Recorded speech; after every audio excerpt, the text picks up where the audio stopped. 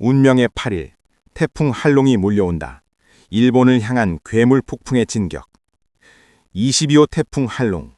지금 이 이름은 단순한 자연현상을 넘어 운명의 시험대, 그리고 기후시대의 심판자로 불리고 있습니다. 일본 기상청과 전 세계 위성이 동시에 포착한 그 거대한 소용돌이. 직경 1800km, 한반도 2개를 덮을 수 있는 규모의 괴물.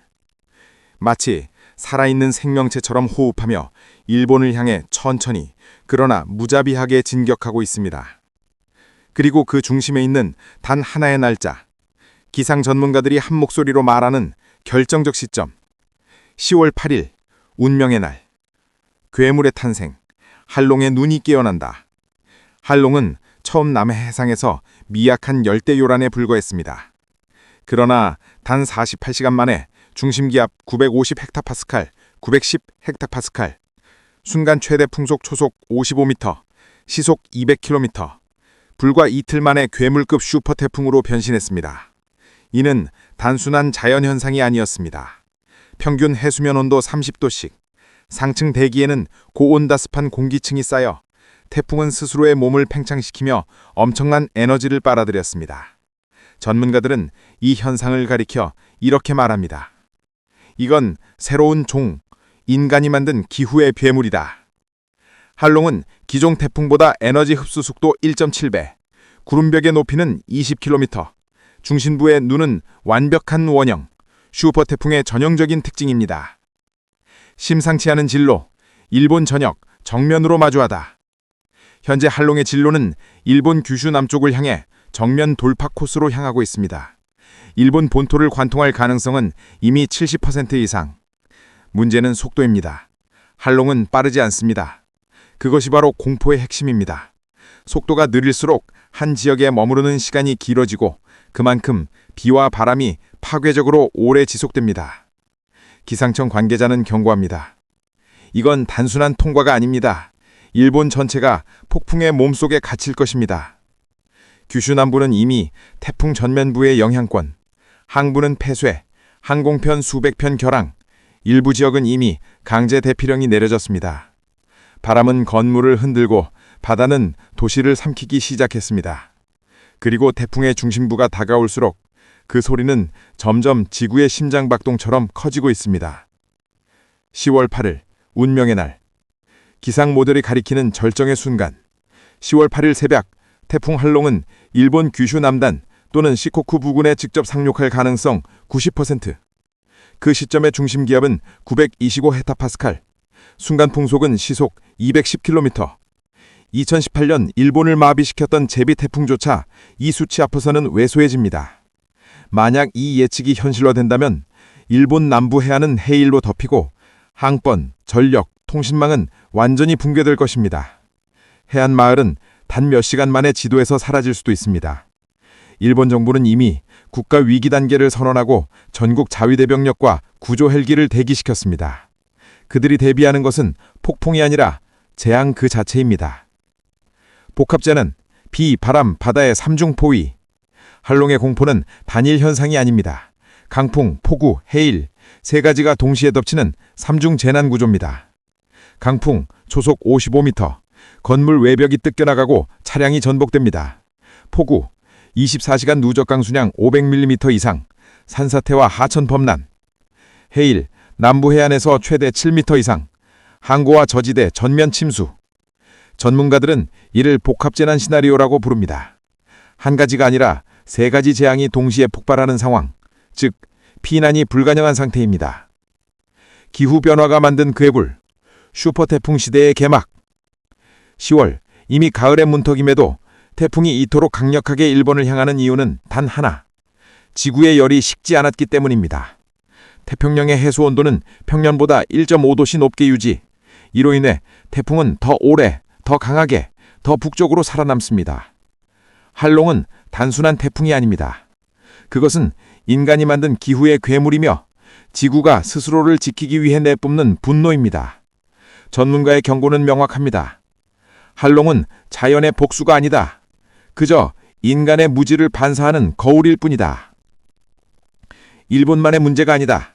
한반도 그 그림자 안에 있다. 한국 역시 결국 안전지대가 아닙니다.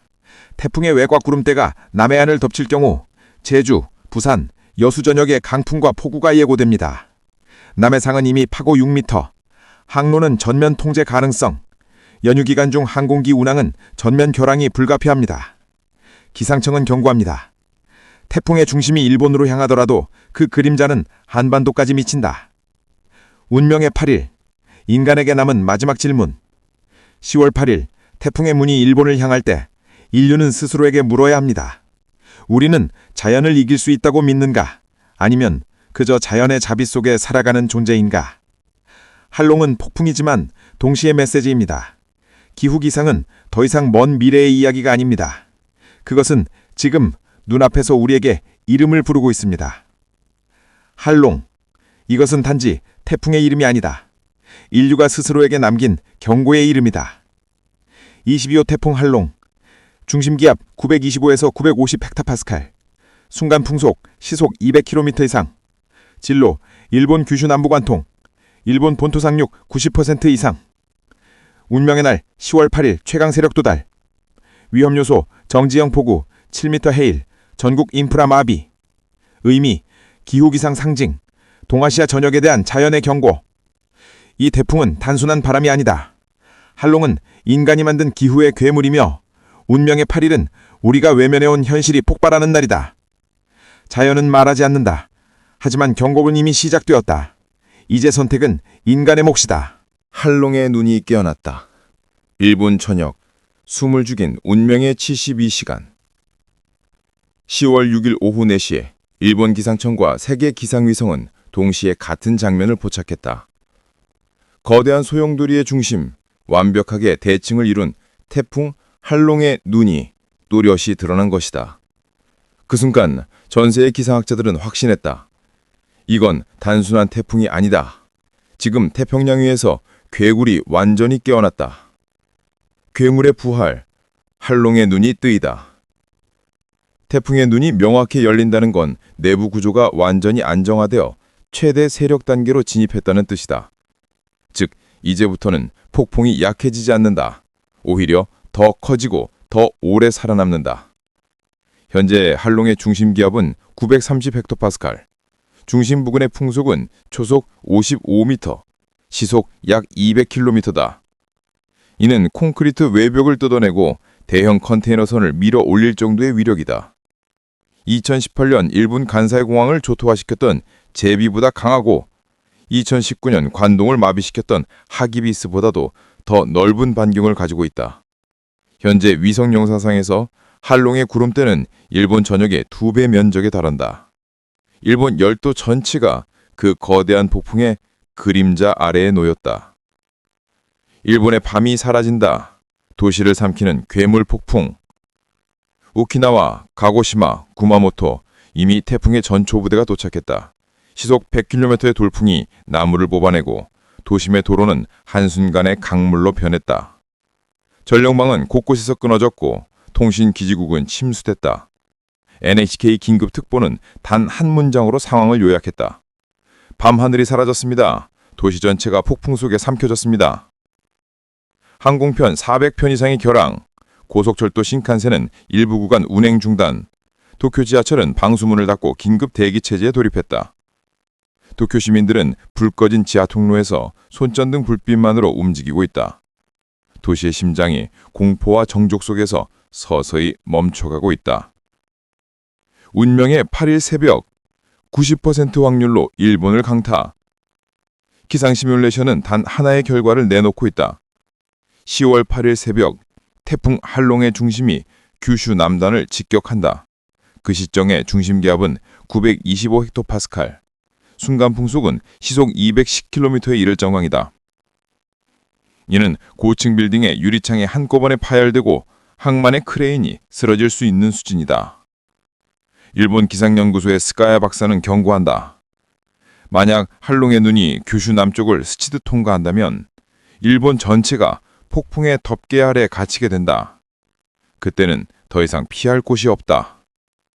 전문가들은 이 시나리오를 전국 직격 모드라고 부른다. 즉 일본 전역이 태풍의 영향권에 완전히 들어간다는 뜻이다. 바다가 일어선다. 7m 해일, 두 번째 재앙. 이번 태풍의 최대 변수는 해일이다. 기상청은 일본 남부 해안에서 최대 7m 폭풍 해일이 발생할 것으로 경고했다. 만약 이 시점이 만조, 즉 조의 최고조와 겹치면 해안 도시 수십 곳이 단 몇 시간 만에 침수될 가능성이 있다. 규슈 내륙과 시코쿠 지역은 이미 포화된 토양 위에 서 있다. 이번 폭우가 덮치면 산사태가 연쇄적으로 발생하며 2020년 구마모토 홍수의 악몽이 재현될 수 있다. 그때 수십 명이 목숨을 잃었고 이번에는 그 두세 배 규모가 예상된다. 일본 정부 국가적 비상사태 수준. 10월 7일 새벽 일본 내각은 긴급회의를 소집했다. 국가위기관리 태스크포스가 가동되며 육상자위대와 해상방완청, 소방청의 합동 출동 준비에 돌입했다. 만 명이 대피소로 이동 중이며 편의점, 병원, 공공시설은 줄줄이 임시 폐쇄. 항공사들은 8일부터 9일 항공편 전면 취소를 공식 검토 중이다. 기시다 총리는 담화문에서 이렇게 말했다. 이 태풍은 일본 현대사를 바꿀 수 있는 재난입니다. 국민 모두는 살아남는 것을 최우선으로 생각합시오. 입니다. 한반도 결코 안전지대가 아니다. 태풍의 중심이 일본을 향하고 있지만 그 거대한 외곽 구름대가 한반도 남부를 덮일 전망이다. 제주, 부산, 여수 일대는 이미 강한 바람과 폭우의 영향을 받고 있으며 해상 파고는 최대 6m까지 치솟을 것으로 예상된다. 남해와 동해 항로는 전면 통제될 가능성이 높다. 기상청은 긴급 발표에서 경고했다. 태풍의 눈은 일본을 향하지만 그 그림자는 한반도를 덮칠 것이다. 지금의 방심은 곧 재날이다. 인간이 만들어낸 괴물. 한롱은 단순한 자연재해가 아니다. 이것은 인간이 만들어낸 기후위기의 그림자, 멈추지 않는 소비와 개발이 초래한 지구의 분노다. 태풍은 복수하지 않는다. 단지 경고할 뿐이다. 문제는 우리가 그 경고를 들을 준비가 되어 있는가 하는 것이다. 한롱은 일본을 향하지만 그 외침은 전 인류를 향한 경고다. 10월 8일, 인류가 시험받는 날. 운명의 8일. 그날은 단지 일본의 재난 예보일 뿐만 아니라 기후시대의 인간이 어떤 선택을 할지 시험받는 날이 될 것이다. 우리는 지금 묻는다. 자연의 분노 앞에서 우리는 얼마나 겸손할 수 있는가? 그리고 얼마나 준비되어 있는가? 태풍 한롱, 기후의 괴물, 인류의 거울. 그리고 10월 8일, 운명의 문이 열린다. 운명의 날을 향하여 태풍 한롱, 인간 문명의 시험대. 10월 8일. 이 날짜는 단순한 예보가 아니다. 그날이 지나면 일본의 지도는 바뀔지도 모른다. 그리고 그날 이후 인류는 하나의 질문 앞에 서게 될 것이다. 우리는 여전히 자연과 함께 살고 있는가? 아니면 이미 자연의 적이 되어 버린 것인가? 태풍 한롱, 925 HPA의 분노. 태풍 한롱, 중심기압 925 HPA, 순간 최대 풍속 초속 55m. 그 이름은 이제 단순한 숫자가 아니라 자연이 인류에게 던지는 심판의 언어가 되었다. 기상 레이더에는 거대한 원형의 괴물이 포착된다. 구름의 소용돌이는 규슈 남부를 향해 나아가며 하늘을 찢는 듯한 번개가 밤하늘을 붉게 물들인다. 기상청은 말했다. 이 태풍은 예측의 범위를 넘어섰다. 우리는 단지 지켜볼 뿐이다. 그 누구도 그 길을 막을 수 없다. 이제 일본은 그리고 인류는 운명의 날을 향하여 나아가고 있다. 폭풍의 전조. 고요한 하늘, 폭풍의 숨결. 지금 일본의 하늘은 이상하리만큼 조용하다. 바람이 멈추고 파도는 낮게 숨을 고르고 있다. 하지만 그 고요는 평화가 아니다. 그것은 태풍이 마지막 숨을 고르는 시간. 폭풍이 본격적으로 깨어나기 전에 정적이다. 항구의 배들은 쇠사슬로 묶였고 공항 환루조에는 비행기들이 멈춰섰다. 도시는 숨을 죽이고 있다. 모든 것이 태풍의 도래를 기다리는 듯했다. 운명의 새벽. 인간의 도시가 무너질 때. 10월 8일 새벽. 폭풍의 눈이 규슈 남단을 스치는 순간 일본의 남부지방은 7m의 벽처럼 솟아오를 것이다. 바닷물은 방파제를 넘어 항구로 밀려오고 철로는 끊기며 전력은 끊어진다. 한때 불빛으로 가득했던 도시가 어둠 속으로 삼켜지고 거리를 밝히던 매운 사인은 물속으로 잠긴다. 남겨진 것은 오직 바람의 포효와 비의 울음뿐.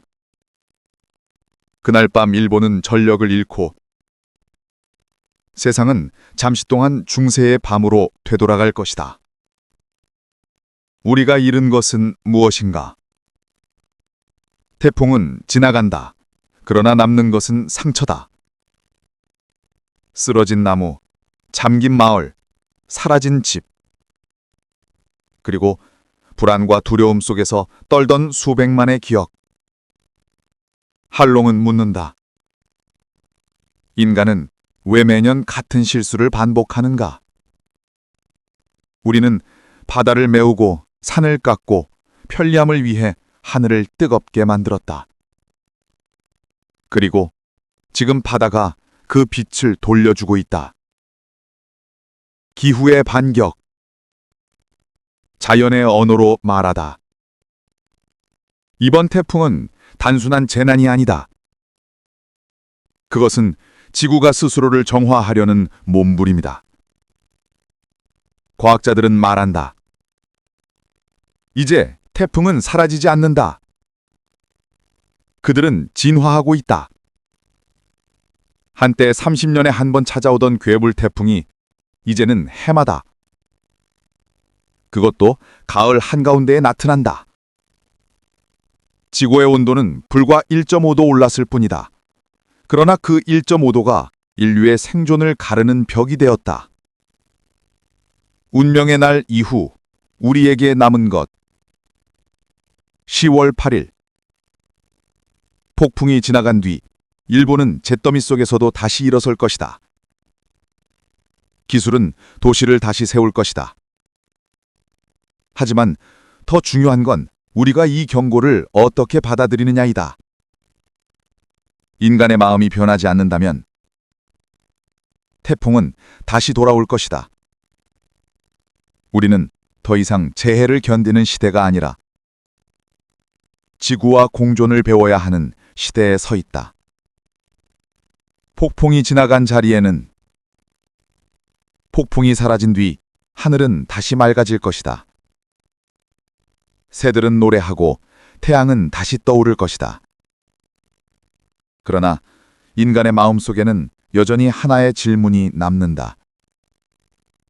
우리는 여전히 자연의 일부인가?